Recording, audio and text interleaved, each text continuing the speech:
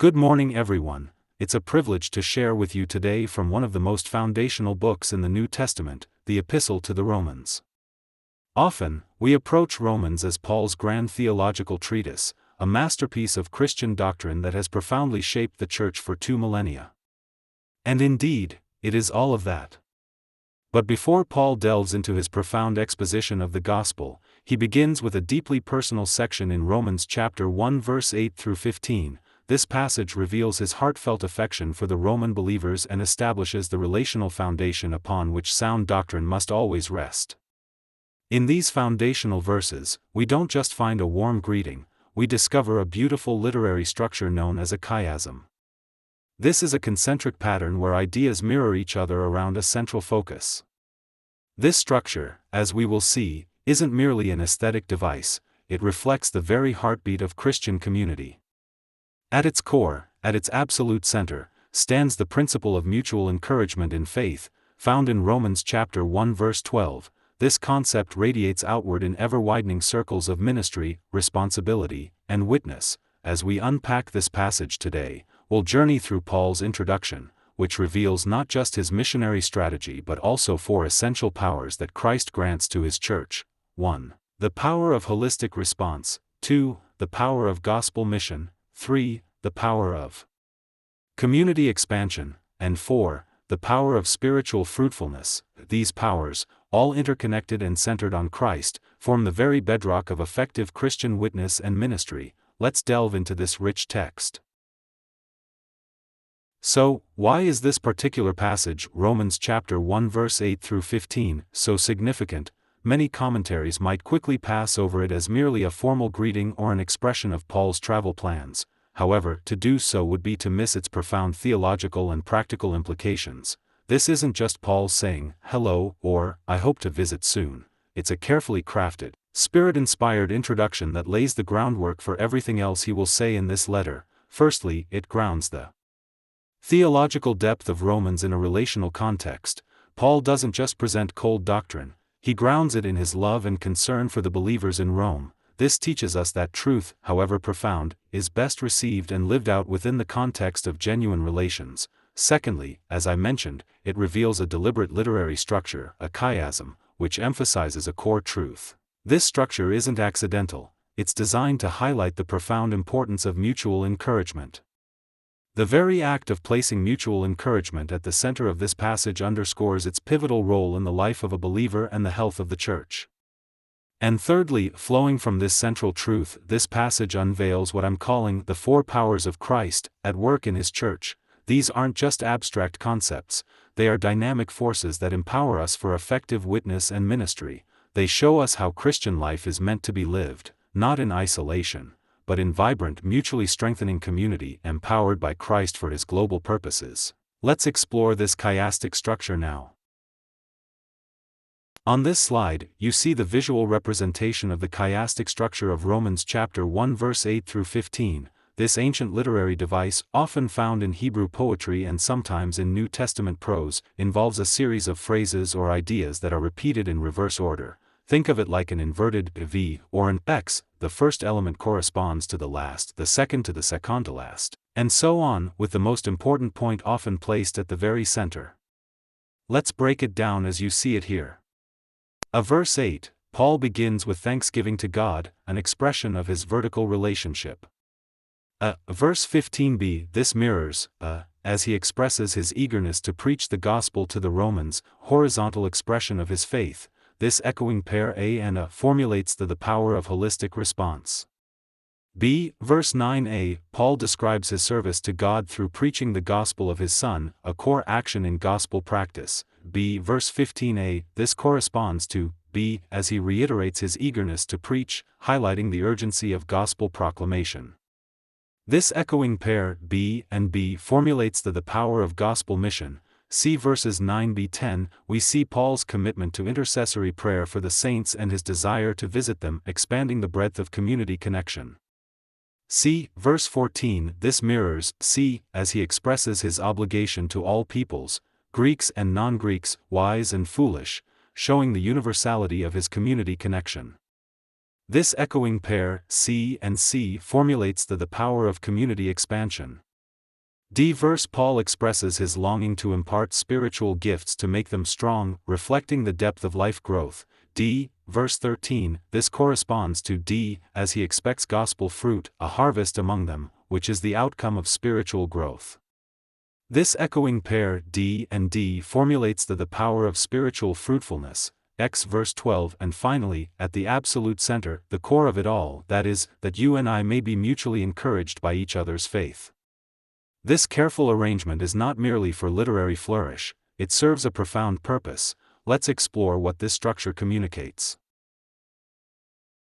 This chiastic arrangement isn't simply a literary device, it's a theological statement. It reveals several important dimensions of Paul's understanding of ministry and Christian life. Firstly, its center focus, the central verse, verse 12, dealing with mutual encouragement, is the indisputable heart of this entire passage. Everything else that Paul says, his thanksgiving, his prayers, his service, his longing to visit, his obligation, all revolve around and draw their power from this key principle of mutual encouragement. It is the lifeblood of the Christian community. Secondly, we see symmetrical balance. Each element from A through D has a corresponding parallel element, A through D, that not only mirrors it but also complements and expands its meaning. This shows the interconnectedness of various aspects of our faith and service. It's not about doing one thing in isolation, but seeing how each part supports and informs the others. Thirdly, there's a profound theological development. The structure moves beautifully from Paul's initial act of thanksgiving to God in verse 8, to his eager desire to preach the gospel in verse 15b.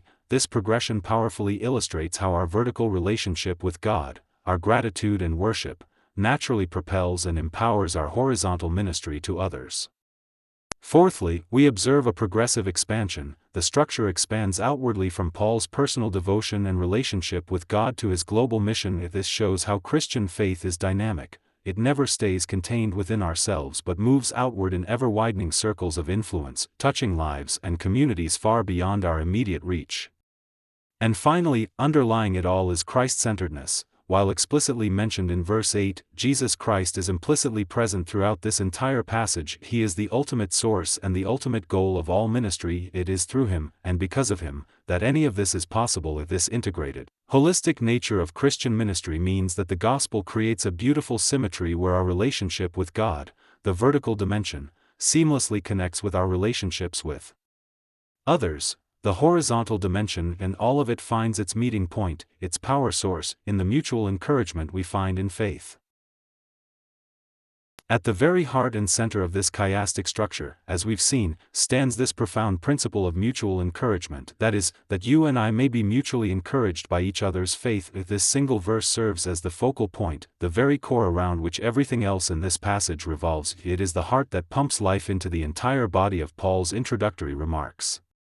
Paul's deliberate choice to place mutual encouragement at the center of this significant introduction is incredibly insightful and has profound implications for us today. Firstly, it highlights reciprocity in ministry. Paul, despite being the great apostle, the spiritual giant, doesn't position himself as the sole giver and the Romans as mere passive recipients. He acknowledges that ministry, true biblical ministry, is a two-way street. Even the most seasoned and gifted leaders receive spiritual refreshment and strengthening from those they serve. This is a powerful antidote to any sense of spiritual elitism or one-way ministry. Secondly, and crucially, the encouragement comes specifically through faith as the connection point. And notice Paul doesn't say, mutually encouraged by each other's achievements, or intellectual prowess, or social status. And no, it's through each other's faith. This means our deepest connection and source of encouragement as believers is our shared trust and reliance on Christ. It strips away all other superficial grounds for connection and gets right to the heart of what unites us. Thirdly, this principle effectively breaks hierarchical barriers. In the Roman world, hierarchy was everything, but in the Christian community, Paul establishes a radically different paradigm where spiritual encouragement flows freely in all directions, regardless of social standing, spiritual maturity, or position. We all need it, and we all can give it. Fourthly, it underscores that community is essential. Paul implicitly rejects the notion of an isolated, lone ranger. Christianity, true faith, robust and resilient faith, flourishes best in the context of community, where believers actively strengthen, uphold, and cheer one another on. We are designed for spiritual interdependence. And finally, while not explicitly stated in this verse, the implication is that Christ is the common ground. If this mutual encouragement is possible because both Paul and the Romans see Christ at work in one another. They are encouraged because they perceive the Spirit of God manifesting Christ-like qualities and actions in their fellow believers. The Greek term for encouraged, paraklethenai, is rich in meaning. It conveys comfort, exhortation, strengthening, and even inspiration. It's closely related to the term paraclete, used for the Holy Spirit. This suggests that mutual encouragement isn't just about emotional support, as valuable as that is. It's a Spirit-empowered ministry that reflects God's own comforting and strengthening presence. This central proposition, mutual encouragement through shared faith, becomes the vibrant fountainhead from which all other dimensions of ministry flow. It's both the goal and the means of Christian community. Our vertical connection with God and our horizontal connections with others find their powerful meeting point here and now. Let's see how this central principle radiates outward into the four echoing pairs of this chiasm. Our first main point for today, rooted in the foundational truth of mutual encouragement, is this: because of mutual encouragement in the Lord, verse 12, we are called to respond to both God and people. This corresponds to the AA pairing in our chiastic structure, representing Christ-centered vertical and horizontal actions. This pairing immediately sets the tone for a holistic Christian life. It reminds us that our faith is never meant to be confined to one dimension. It's not just about our private devotion to God, nor is it solely about our social interactions with others. True faith, and true Christian living, integrates both seamlessly. What happens in our hearts and minds concerning God must flow out into our interactions with the world around us. And conversely, our engagement with the world should drive us back to God in prayer and worship. Paul perfectly exemplifies this integration.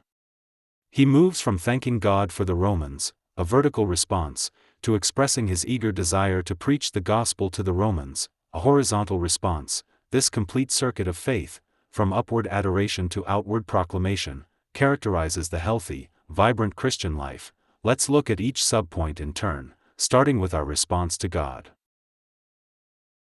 It's faith-focused. The specific cause of his thanksgiving is their faith, not their wealth, not their social status, not their impressive achievements, but their living, active faith. This speaks volumes about what Paul values most. And it's far-reaching. Their faith, he notes, is being reported all over the world. This shows the remarkable impact of genuine Christianity. True faith has observable effects that others notice and speak about. From this, we glean several crucial theological insights. Firstly, by thanking God for their faith, Paul acknowledges that faith itself is not something we conjure up on our own. It is a gift from God, as Ephesians chapter 2 verse 8 through 9 reminds us. God is the ultimate source. Secondly, it reinforces Christ as the mediator in all our interactions with the divine. Thirdly, it highlights faith's visibility. Authentic faith is never purely private. It manifests in ways that are seen, heard, and reported, impacting the wider world. And finally, it demonstrates a profound global gospel vision. Paul consistently thinks in worldwide terms, seeing the Roman Church not in isolation, but as a vital part of a vast, global movement of God. This thanksgiving sets the stage for everything that follows, anchoring our entire ministry in a posture of gratitude to God. Our first subpoint, reflecting the part of our chiasm, is that because of mutual encouragement in the Lord, verse 12, we are called to give thanks to God. Paul starts his letter not with a theological argument, nor a command, but with profound gratitude. He says, "First, I thank my God through Jesus Christ for all of you, because your faith is being reported all over the world." Let's unpack this verse. The word first, pyrotauomicron nu, proton, here signals more than just sequence, it signals priority. Before Paul dives into doctrine, ethics, or even his desire to visit, he begins with thanksgiving. This immediately tells us that all genuine ministry, all authentic Christian living, must begin with an acknowledgement of God's prior work and goodness. Look at the elements of Paul's thanksgiving. It's personal. He says, "My God," revealing the intimate, personal relationship he shares with the Creator of the universe. This isn't generic gratitude, it's deeply felt, it's mediated. His thanks are directed through Jesus Christ, which consistently acknowledges Christ as the sole mediator between God and humanity, as we also read in 1 Timothy 2 verse 5, all our approaches to God, even our gratitude, must go through him. It's comprehensive. He thanks God for all of you, making sure to include every single believer in Rome in his expression of gratitude. No one is left out. So, what does this initial act of thanksgiving from Paul mean for us today? This passage calls us to several practical applications in our lives. Firstly, we are to cultivate gratitude. Make it a deliberate practice to begin your interactions, even your thoughts about others, by thanking God for them and for the evidences of his work in their lives. This simple act can profoundly transform how you see and relate to people, shifting your focus from their flaws to God's grace in them. Secondly, acknowledge Christ's mediation. Never forget that your relationship with God, including your ability to express gratitude and receive his blessings, exists only through Jesus Christ. He is the bridge, the way, the truth, and the life. Thirdly, notice and affirm faith. Train yourself to actively look for and celebrate the evidences of faith in others. Instead of focusing on what's lacking, intentionally spot and affirm where you see God at work in someone else's life. A simple word of encouragement acknowledging someone's faith can be profoundly uplifting. And fourthly, think globally. Remember that your local faith community, your specific church or small group, is not an isolated island. It is part of a vast, worldwide movement of God that transcends cultural and national boundaries. This global perspective fuels our prayers and our mission. Consider the inspiring example of William Carey, often hailed as the father of modern missions. Before he embarked on his groundbreaking work in India in the late 18th and early 19th centuries, Carey was deeply influenced by reports of faith from around the world. These reports, often contained in letters and journals from early missionaries, ignited within him an unquenchable passion for global evangelism. His famous motto, "Expect great things from God, attempt great things for God," grew directly from a heart overflowing with thanksgiving for what God was already doing, even in distant lands. Carey's life demonstrates that when we cultivate gratitude for evidences of faith around us, we participate in a divine economy where thanksgiving truly propels mission. We become part of a virtuous cycle. Reported faith leads to thanksgiving, thanksgiving leads to bold witness, and bold witness, in turn, produces more reported faith. This is the starting point for our holistic response. Now we move to the mirroring subpoint, a prime, which completes our first main point. Because of mutual encouragement in the Lord, verse 12, we are called to preach the gospel to others. Paul states, "That is why I am so eager to preach the gospel also to you who are in Rome." This verse brings us full circle from Paul's thanksgiving to God, vertical, to his eager gospel proclamation to others, horizontal. This symmetry beautifully reveals the complete response of faith. What begins with profound gratitude culminates in outward witness. Let's dissect Paul's eagerness here. It highlights his personal passion. The Greek term for eager, prothemon, conveys enthusiasm, readiness, and a fervent desire. This wasn't merely Paul's duty, it was his delight. It speaks to a deep inner conviction and joy in his calling. It implies continuity of ministry. The word also to you who are in Rome, indicates that this would be a continuation of Paul's consistent ministry pattern. He preaches everywhere he goes, and Rome would be no exception. It demonstrates contextual witness. Paul specifically targets you who are in Rome. He was aware of the unique context of the imperial capital, the strategic importance of reaching this center of power and influence. He's not just preaching generally, he's preaching to them. And, most importantly, it emphasizes gospel focus. The content of his preaching is explicitly the gospel, the good news of Jesus Christ. This is the heart of his message and his mission. From this powerful statement, we can derive several theological insights. Firstly, it affirms the gospel as universal. The gospel is for sophisticated Romans, just as much as it is for anyone else, anywhere else. It transcends cultural, social, and intellectual boundaries. It is God's message for all humanity. Secondly, it clarifies ministry motivation. Paul's eagerness to preach directly flows from the mutual encouragement he mentioned in verse 12. This shows a vital connection. A healthy, encouraging community empowers outward evangelism. When we are encouraged in our faith, it fuels our desire to share that faith. Thirdly, we see divine orchestration. Paul's desire to preach in Rome is not just his personal ambition. It's part of God's larger, sovereign strategy to reach the center of the empire with his saving message. And finally, it underscores that passion is essential. Effective gospel ministry requires not just a sense of obligation but a genuine, eager enthusiasm. It requires hearts aflame for Christ and His mission. This pair, sets the stage for a truly holistic Christian life, one that is both deeply rooted in gratitude to God and vigorously expressed in witness to humanity. Now let's consider how we apply this. This powerful subpoint challenges each of us to live out our faith with similar eagerness. Here are some applications.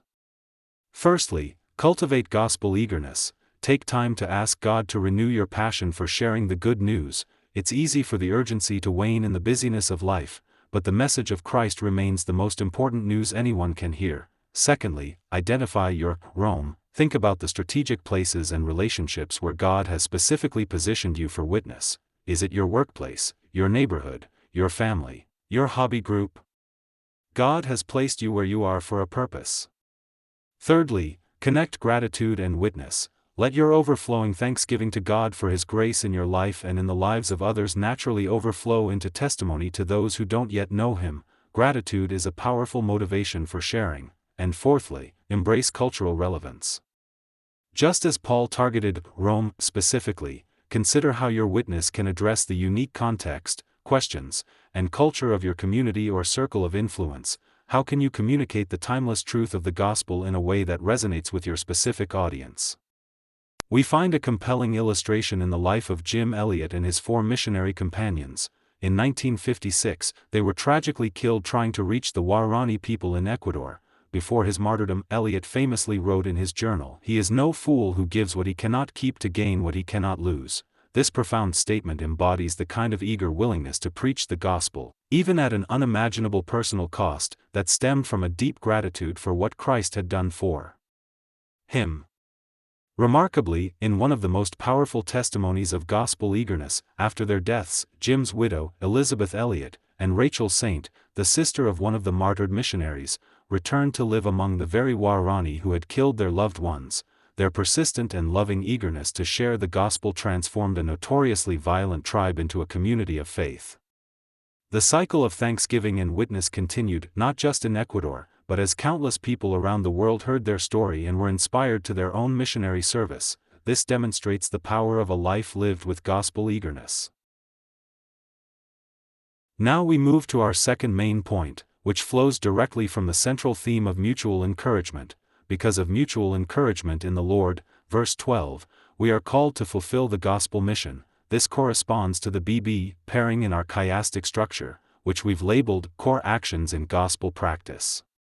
This section shifts our focus from the response of faith to the active practice of faith. It's about how our gratitude and eagerness translate into tangible, committed, and urgent action in the propagation of the gospel. Paul is showing us that genuine faith is never passive. It is always dynamic and missional. The gospel mission is not merely an optional extra for a select few. It is a fundamental calling for all who have experienced mutual encouragement in Christ. It encompasses our dedicated service and our passionate proclamation. Let's look at the 2 subpoints that comprise this vital aspect of our calling. Our first subpoint under fulfilling the gospel mission is, because of mutual encouragement in the Lord, verse 12. We are called to commit to gospel service. Paul says, God, whom I serve in my spirit in preaching the gospel of His Son, is my witness. Here, Paul transitions from thanksgiving to the very core of his life's purpose, service. This shows us that gratitude naturally leads to action. It leads to a dedicated commitment to serving God. Paul's service here isn't just an external duty. It flows from his innermost being. Let's break down Paul's powerful statement about his service. It carries divine accountability. By invoking God as his witness, Paul places his entire service, his motives, his methods, his message, under the direct scrutiny and approval of God. This suggests a profound seriousness and integrity in his ministry. It involves deep spiritual engagement.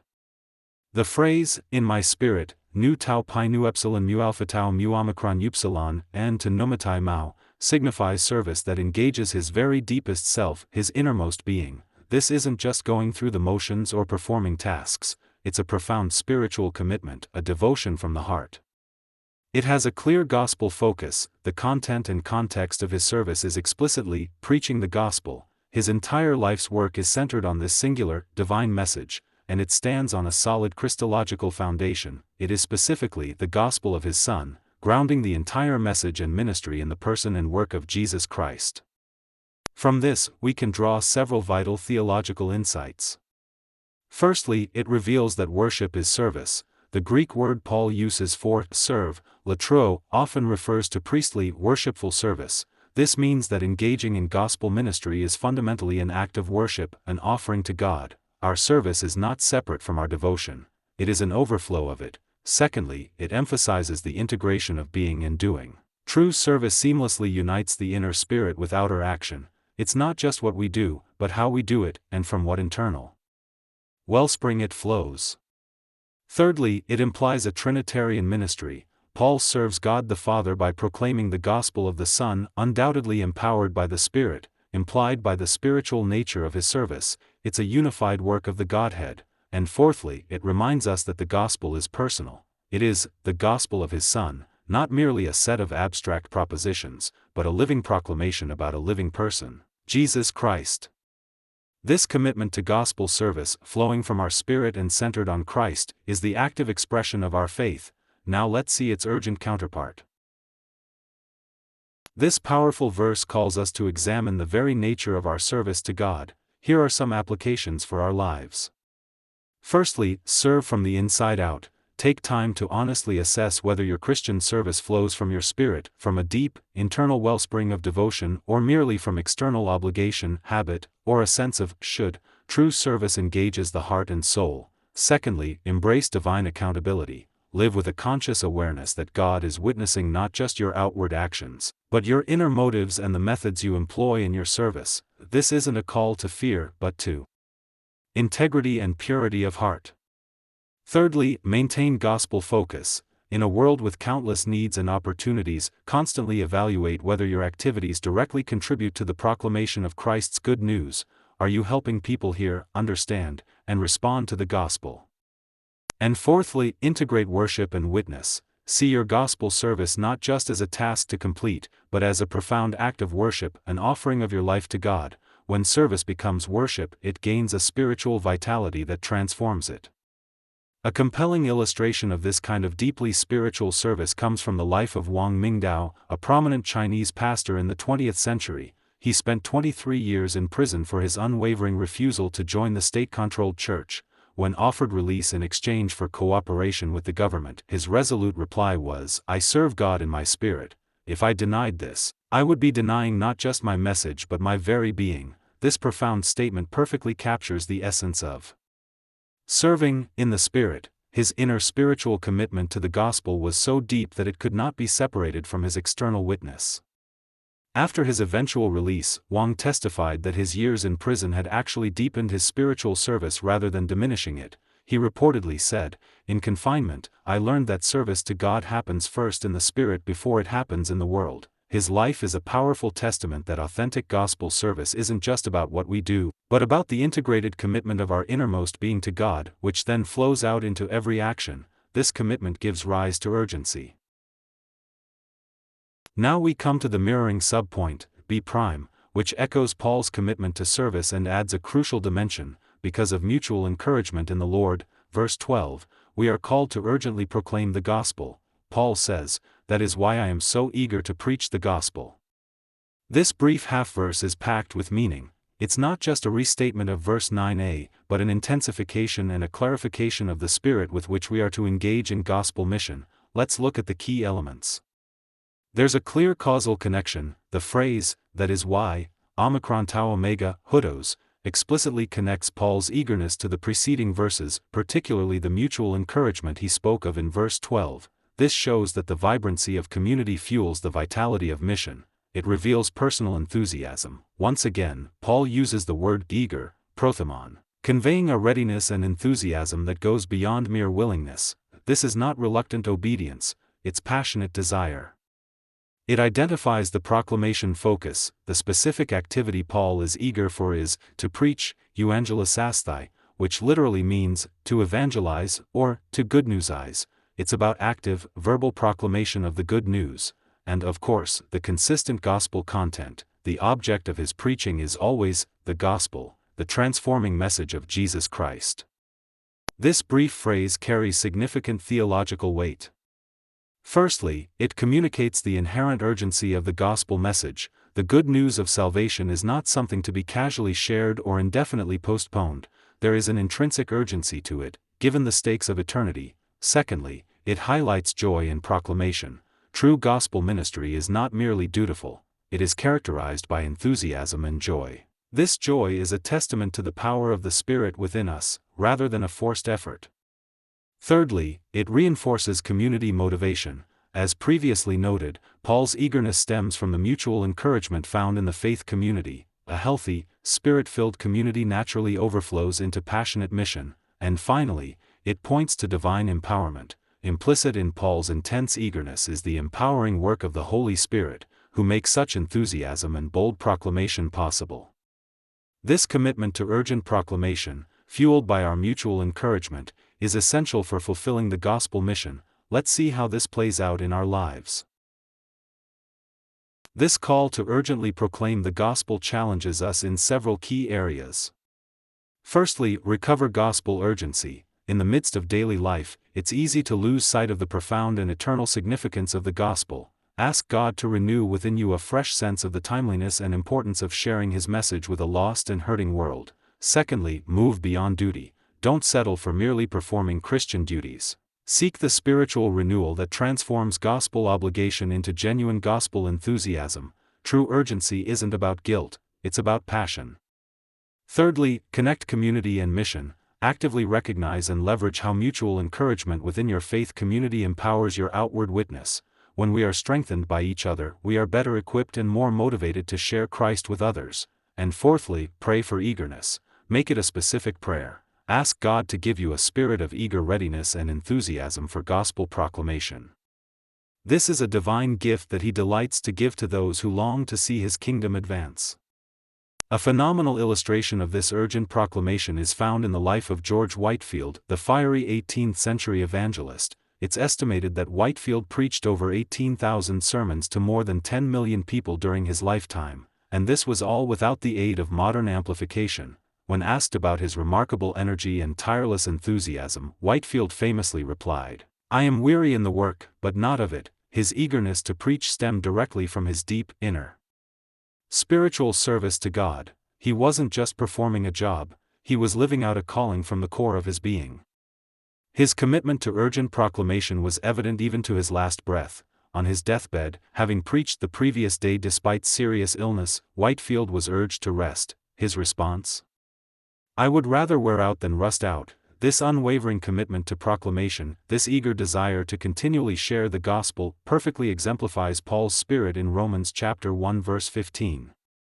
It shows us how authentic spiritual service naturally overflows into enthusiastic and urgent witness. Moving on to our third main point, flowing from the central truth of mutual encouragement, because of mutual encouragement in the Lord, verse 12, we are called to expand the gospel community. This corresponds to the CC pairing in our chiastic structure, which focuses on the breadth of community connection. This main point shifts our focus to the comprehensive nature of the Christian community, that it's not just about deepening our existing relationships, it's about broadening our reach, extending the embrace of the gospel to all people. Paul understands that the gospel, by its very nature, is inclusive and expansive, breaking down all barriers that divide humanity. This expansion of community is rooted in prayer and expressed through a profound sense of obligation to all people. It speaks to the heart of God. For every nation, tribe, people, and tongue. Let's explore how Paul illustrates this expansion through his intercession and his sense of responsibility. Our first subpoint under expanding the gospel community is, because of mutual encouragement in the Lord, verse 12, we are called to intercede for the saints. Paul writes, "I constantly remember you in my prayers at all times, and I pray that now at last by God's will the way may be opened for me to come to you." Here, Paul shifts to prayer, revealing how spiritual intercession forms the indispensable foundation for effective ministry and community expansion. His unwavering commitment to pray for the Romans demonstrates the expansive, loving heart of true gospel ministry. Let's examine Paul's prayer practice. It's characterized by consistent intercession. The phrase, "constantly remember you in my prayers," delta iota alpha lambda epsilon pi tau omega mu nu epsilon alpha nu pi omicron mu alpha iota 80 elliptos nyan poiamai, signifies regular, uninterrupted prayer. It's not an occasional thought, it's a disciplined, ongoing practice. It has temporal comprehensiveness. He prays at all times, indicating that prayer isn't confined to scheduled moments but is integrated into the fabric of his daily life. It shows persistent petition. The expression, "now at last," suggests that he has been praying this very specific prayer for quite some time, perhaps years. This indicates a patient, persistent faith in God's timing. It is marked by divine submission. Crucially, he qualifies his request with, "by God's will," demonstrating a humble submission to God's perfect timing and purposes, even for his deeply desired plans. And it reveals a profound relational desire. His prayer centers on, "the way may be opened for me to come to you," underscoring his genuine desire for personal connection and fellowship with these believers he had not yet met. From Paul's prayer life, we can glean several vital theological insights. Firstly, it affirms prayer as the ministry foundation. Before Paul physically visits, before he preaches, before he teaches, he connects spiritually through prayer. Prayer is the bedrock upon which all other ministry is built. Secondly, it acknowledges divine sovereignty. Paul's humble acknowledgement of God's will recognizes that God is ultimately in control of his missionary movements and plans. Thirdly, it highlights providence in ministry. The passive construction, "may be opened," epsilon omicron delta omega theta sigma omicron mu alpha iota, euodothesami, literally, "I might be prospered in my journey," points to God as the active agent who opens pathways and directs his servants. And finally, it beautifully illustrates the communion of saints. Paul's fervent prayers for distant believers he hasn't even met affirms the profound spiritual unity of the church, transcending geographical barriers. This powerful example of intercession is how we begin to truly expand the gospel community. Now let's see its counterpart, our broader obligation. Paul's exemplary prayer practice provides profound guidance for us today. Here are some applications for our lives. Firstly, prioritize intercessory prayer. Make specific, consistent prayer for other believers, for your church leaders, for missionaries, and for those yet to believe, a cornerstone of your spiritual life. This isn't an add-on, it's central. Secondly, pray before going. Like Paul, strive to undergird all your ministry efforts, whether it's a difficult conversation, new initiative, or a mission trip. With dedicated prayer before you take action, prayer prepares the way. Thirdly, submit plans to God. Learn to hold all your ministry dreams, desires, and personal plans with open hands, always acknowledging and submitting to God's sovereign direction and perfect timing. His will is always best. And fourthly, cultivate relational desire. Allow your prayer life to reveal and strengthen your genuine desire for connection, fellowship, and mutual encouragement with other believers. Prayer connects us in profound ways. We see a powerful illustration of this in the life of George Muller, a German evangelist who established orphanages in England during the 19th century. Muller was renowned for his unwavering faith. He famously committed to never asking for financial donations directly from people, choosing instead to take all the needs of his growing orphanages directly to God in prayer. Before founding his very first orphanage, Muller spent 3 years in consistent, persistent prayer. In his journal, he powerfully articulated his motivation. The first and primary object of the work was, and still is, that God might be magnified by the fact that the orphans under my care are provided with all they need, only by prayer and faith, without anyone being asked by me or my fellow laborers, whereby it may be seen that God is faithful still and hears prayer still. Like Paul, Muller deeply understood that expansive ministry begins with expansive prayer. His orphanages ultimately cared for more than 10,000 children, all sustained and expanded through the power of intercessory prayer that opened pathways previously closed, demonstrating God's faithfulness. This foundational prayer leads to a global sense of obligation. Now we come to the mirroring element, C', which corresponds to Paul's intercessory prayer. Because of mutual encouragement in the Lord, verse 12, we are called to take responsibility for all peoples. Paul declares, "I am obligated both to Greeks and non-Greeks, both to the wise and the foolish." Here, what begins as heartfelt prayer for specific believers expands into a profound sense of gospel obligation and responsibility to the entire world. This is the heart of mission, a deep-seated conviction that we owe the gospel to everyone. Let's unpack Paul's powerful statement of obligation. It highlights his personal responsibility. The term obligated, phi epsilon iota lambda tau eta, ophilites, carries the strong sense of being a debtor, someone who owes something, someone under an undeniable obligation. Paul felt he owed the gospel to everyone. It demonstrates cultural comprehensiveness. He explicitly mentions Greeks and non-Greeks. Lambda lambda eta sigma nu tau epsilon kappa alpha beta rho omicron iota, helison te chi barbarois. In his day, Greeks represented the cultured, civilized, Hellenized world, while the non-Greeks, barbarians, encompassed everyone else. This covers the entire cultural spectrum known to him.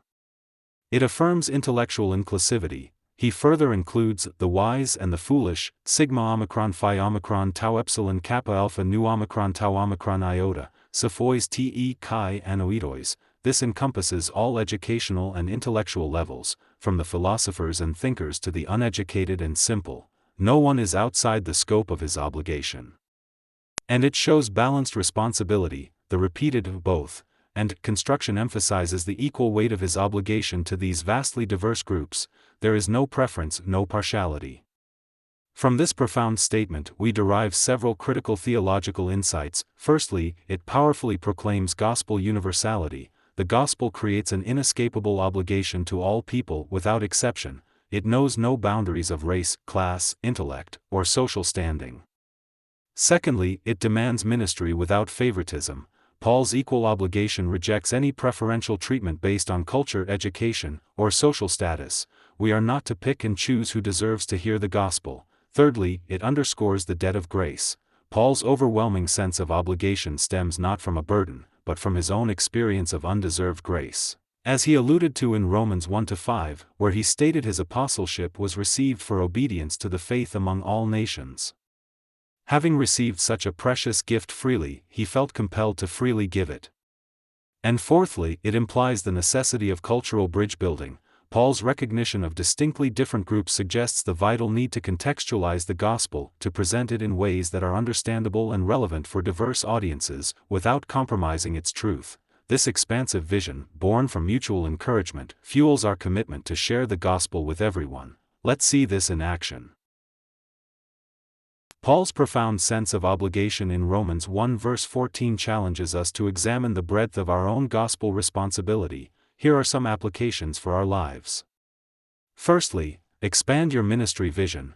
Take time to prayerfully consider whether you have unconsciously excluded any cultural, socioeconomic, or intellectual groups from your sense of gospel responsibility. Who are the non-Greeks and foolish in your sphere of influence or in the wider world that you tend to overlook? Secondly, embrace diverse ministry. Develop intentional approaches and strategies to share the gospel effectively with people who are different from you. This might involve learning about their culture, their worldview, or their specific needs. Thirdly, recognize your gospel debt. Cultivate a deep sense that having freely received the incredible grace of God in Christ, you are now obligated to share it with others. This isn't a burden of legalism, but a joyful compulsion of love and gratitude. And fourthly, reject ministry elitism. Guard against the subtle temptation to focus only on those who seem promising, influential, or who are similar to yourself. The gospel is for everyone, and our responsibility extends to everyone. A powerful illustration of this expansive vision is found in the life of Hudson Taylor, the visionary founder of the China Inland Mission in 1865. Unlike many missionaries of his era who remained in coastal cities and maintained Western customs, Taylor felt a profound obligation to reach the vast, unreached inland Chinese populations. To effectively bridge cultural barriers, he controversially adopted Chinese clothing, hairstyle, and customs, a revolutionary act at the time. When some of his contemporaries criticized his methods, Taylor famously responded, "Christ seeks the lost, not just the found in Western attire. I am a debtor to every Chinese soul." His profound sense of obligation led him to pioneer work among people groups that others had neglected or deemed too difficult to reach. By the time of his death, the China Inland Mission had grown to include over 800 missionaries working throughout China, reaching both the educated urban Chinese and the illiterate rural populations. Finally, we come to our fourth and final main point, which, in our chiastic structure, is closest to the central theme of mutual encouragement. Because of mutual encouragement in the Lord, verse 12, we are called to pursue spiritual fruit. This corresponds to the DD pairing in our chiasm, focusing on the depth of life growth. This main point brings us to the very purpose and outcome of Christian community and ministry. It's not enough to simply exist.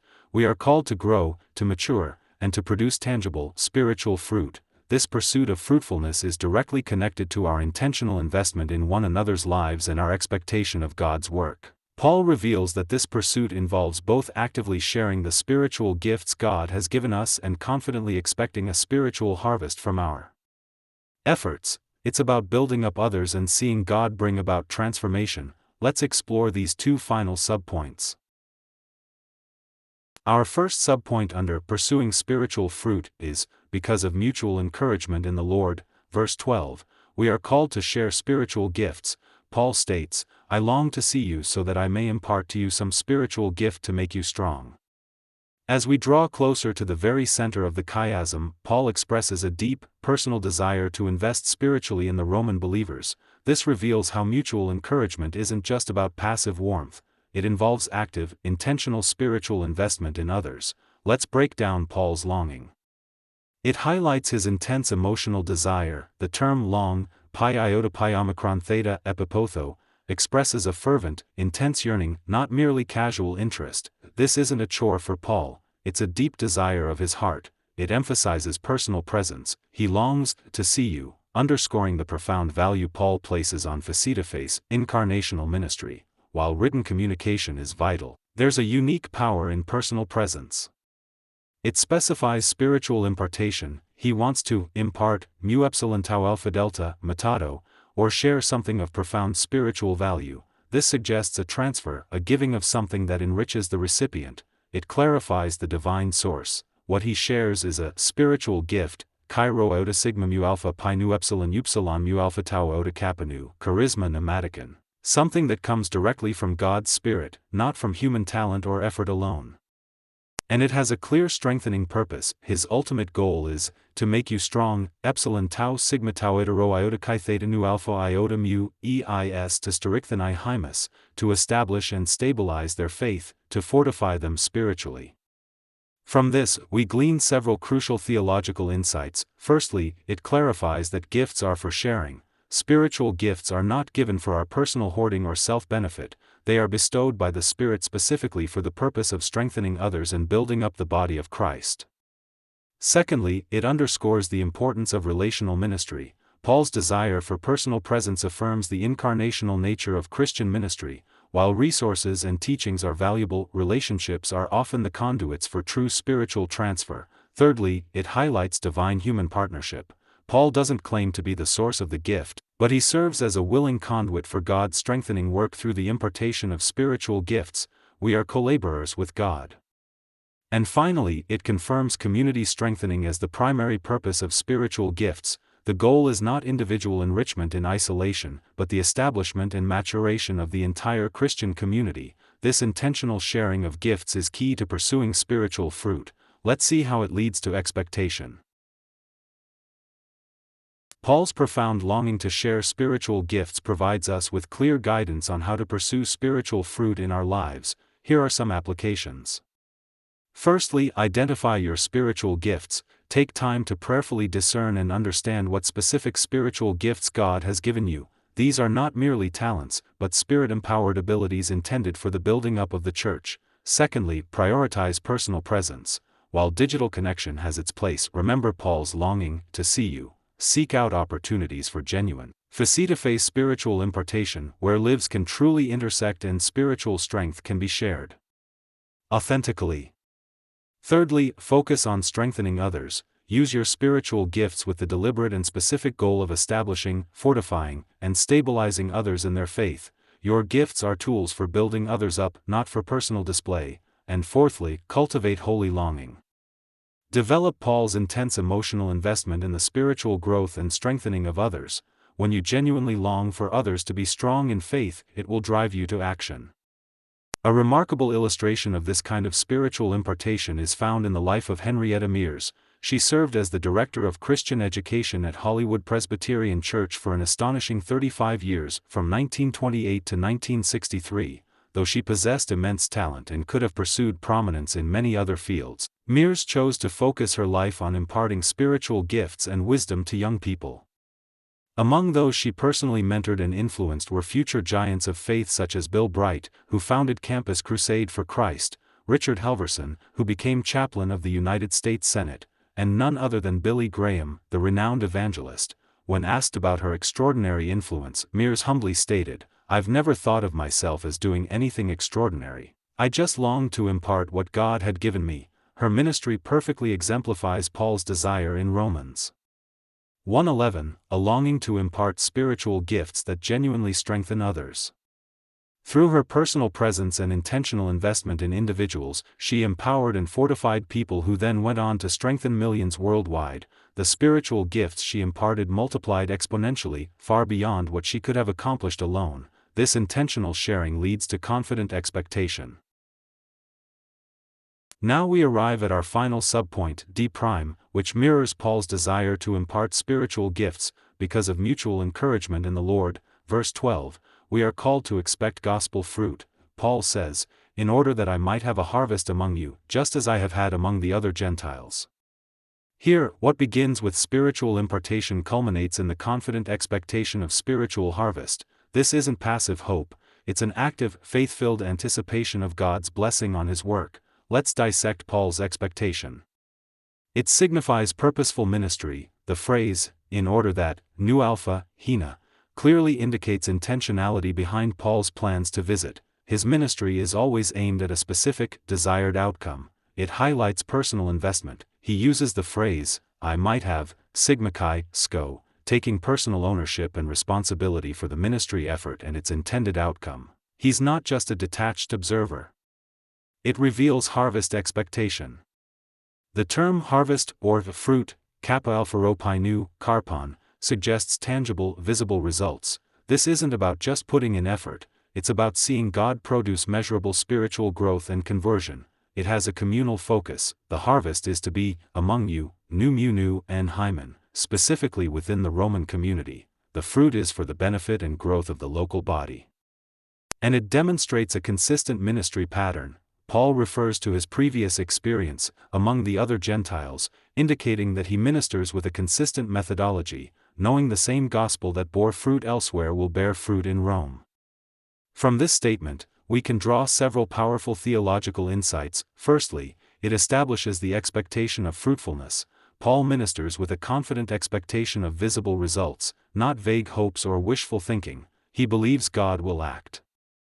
Secondly, it underscores ministry consistency. The gospel message is inherently powerful. If it bore fruit in one place, it will bear fruit in another, given faithful proclamation and spirit-empowered service. Thirdly, it illustrates divine-human collaboration. While God alone gives the growth, as 1 Corinthians 3 verses 6-7 reminds us, Paul expects to have the harvest, indicating his vital, participatory role as God's co-laborer. And finally, it suggests the importance of measurable ministry. Paul's expectation of fruit implies the value of evaluating ministry effectiveness. What does fruit look like? It's conversions, spiritual growth, transformed lives, new disciples. This confident expectation drives us in our pursuit of spiritual fruit. Let's look at a powerful example. Paul's confident expectation of spiritual fruit provides us with practical lessons for our own ministries and lives. Here are some applications. Firstly, minister with expectation. Serve with a confident faith that God will produce visible fruit through your faithful efforts. Don't operate in unbelief, but in the assurance of God's power and promises. Secondly, evaluate ministry fruitfulness. Regularly and honestly assess whether your spiritual investments, your time, your energy, your resources, are yielding measurable results. Are you seeing lives changed, people growing, the kingdom expanding? Thirdly, learn from past fruitfulness. Like Paul, who referred to his experience among the other Gentiles, let past evidences of God's fruitfulness in your life or ministry inform your future expectations. God is consistent. And fourthly, balance patience and expectation. This is key. We must maintain the tension between patient, diligent sowing of the seed and a confident expectation of a future harvest. Fruit takes time to grow. A deeply inspiring illustration of this balance comes from the life of Adonai Judson, a pioneering American missionary to Burma, modern-day Myanmar in the early 19th century. For the first 6 years of his ministry in Burma, despite diligent evangelism and tireless Bible translation work, Judson labored without seeing a soul convert. Imagine the discouragement. Yet, instead of abandoning his expectation of fruit, Judson famously wrote to his supporters back home, "I have been accustomed to doubt that I should live to see a single convert, but I have never doubted that this people would eventually embrace the Christian faith." His unwavering faith was rooted in God's promises, not in immediate results. He also famously said, "The future is as bright as the promises of God." His persistent expectation was eventually rewarded beyond measure. By the time of his death, 37 years after he first arrived in Burma, there were 63 churches with over 7,000 baptized believers. Judson's story. Having explored the profound truths within Romans 1 verse 8-15 and the four powers of Christ that radiate from mutual encouragement, let's now bring this home to specific, actionable applications for our lives today. How do we live out these truths? First and foundational, we must develop a mutual encouragement mindset. This is not merely a nice idea, it's a spiritual discipline. Begin each day, even each conversation, by consciously thanking God for the faith you see in others. This immediately shifts your perspective. Actively create regular opportunities for testimony sharing within your church, small group, or family. Hearing how God is working in others is a powerful encourager. Practice spiritual spotting. Train yourself to intentionally identify and affirm the evidences of faith, godliness, and Christlikeness you see in others. Be specific in your affirmation. Crucially, adopt a posture not just of giving encouragement, but of receiving it. Many of us are better givers than receivers. Allow others to speak into your life and strengthen you, and consider starting a journal to document specifically how others have encouraged your faith. This creates a valuable record of God's grace working through His people. Second, we must balance vertical and horizontal ministry. As we saw in the AA pairing, our response must be to both God and people. Establish a consistent rhythm in your life that seamlessly connects your personal worship and devotion to God with your outward witness and service to others. See them as two sides of the same coin. Make it a practice, especially before major ministry activities or significant engagements, to spend dedicated time in thanksgiving to God. Ground your doing in His being. Notice how, after times of deep devotion or spiritual refreshing, there's a natural impetus to look for opportunities to share what God has done or is doing with others. Let that flow happen. Regularly evaluate your spiritual life. Does it have both strong Godward and strong people-ward dimensions? Is one consistently neglected for the other?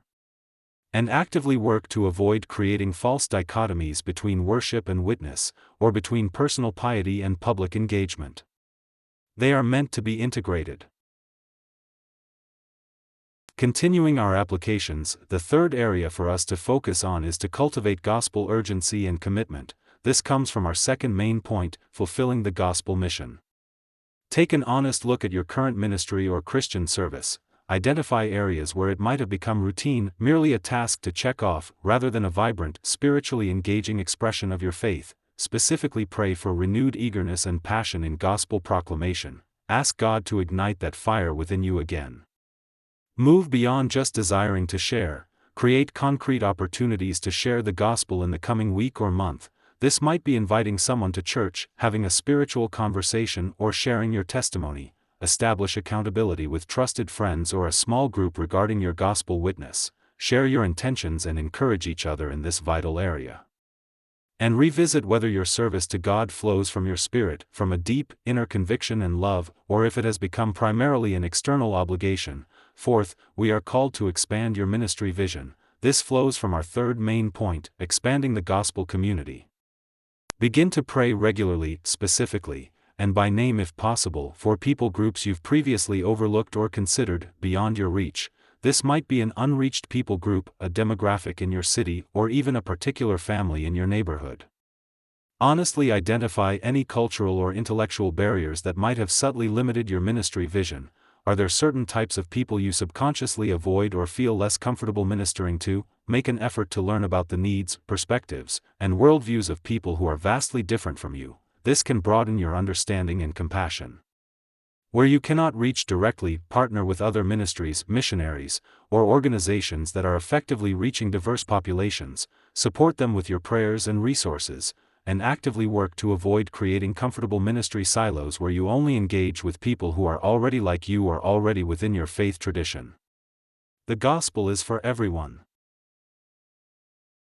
Our fifth area of application is to pursue spiritual fruitfulness intentionally. This comes from our fourth main point: pursuing spiritual fruit.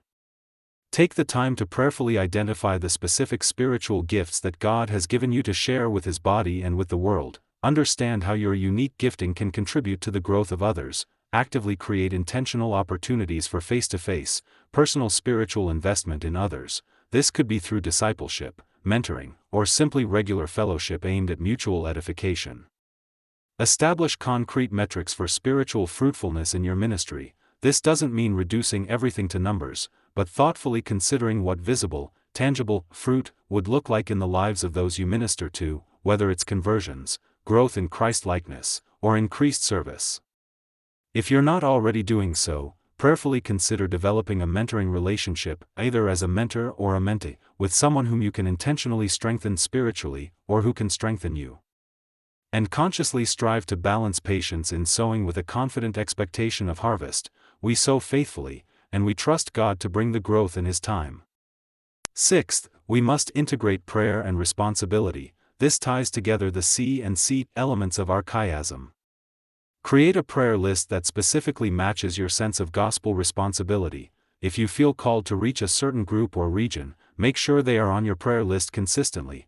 Before embarking on any significant action or ministry endeavor, spend dedicated time in targeted intercession for that specific task or people group. Prayer should precede action. Develop prayer partnerships with others who share similar ministry burdens or who are called to the same fields. There is power in united prayer. Actively look for providential openings that correspond to your prayers. God often answers by opening doors we could never open ourselves. And finally, consistently submit all your ministry plans, dreams, and desires to God's sovereign direction. Hold them with open hands, trusting that His will is perfect and His timing is best.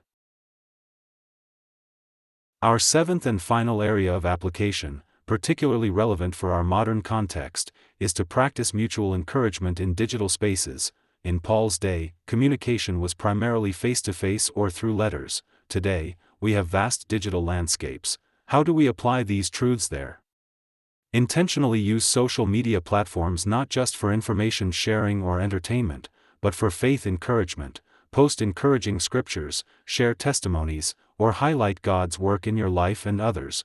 Consider creating or participating in digital spaces, whether it's a private group chat, a forum, or a dedicated online community, where believers can share evidences of God's work, pray for each other, and offer genuine spiritual encouragement.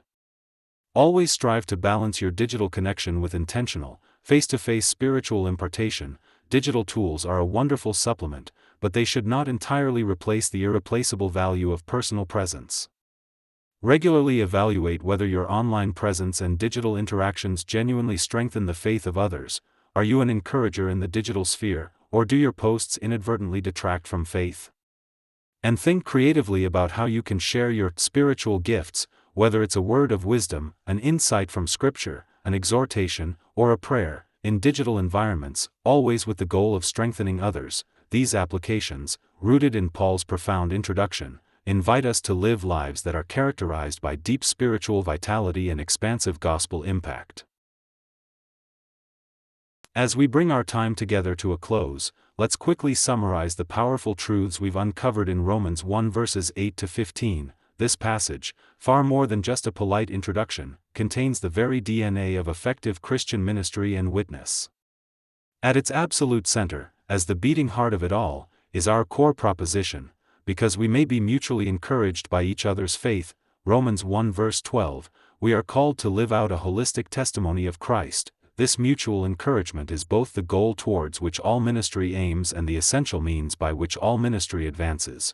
When we are mutually encouraged by each other's faith, It ignites and empowers every other aspect of our Christian walk, flowing directly from this central principle of mutual encouragement. We identified the four powers of Christ at work in His church. First, the power of holistic response, AA. This is about a balanced response to both God and people. It begins with our deep, grateful thanksgiving to God, our vertical adoration, and naturally leads to our eager gospel proclamation to others, our horizontal witness. True faith is never one-sided, it encompasses both worship and witness. Second, the power of gospel mission, BB. This emphasizes committed and urgent action. It highlights how our inner spiritual service, flowing from the deepest part of our being, naturally overflows into an enthusiastic and urgent proclamation of the gospel to the world. It's about serving from the Spirit, not just from obligation. Third, the power of community expansion, CC. This speaks to the comprehensive nature of the gospel community. It moves from our consistent intercession for specific saints and fellow believers to embracing a profound sense of responsibility for all peoples, breaking down all barriers and extending the reach of the gospel globally. And fourth, the power of spiritual fruitfulness, DD. This focuses on intentional spiritual growth and results. It calls us to actively share the spiritual gifts God has given us, investing in others' strength, and doing so with a confident expectation of a spiritual harvest. It's about seeing lives transformed and the kingdom advance. In essence, these four powers are interconnected and interdependent. When we are mutually encouraged by each other's faith, we naturally respond to God and people. We are energized to fulfill our gospel mission. Our vision for community expands to embrace all, and we pursue spiritual fruitfulness with faith and intentionality.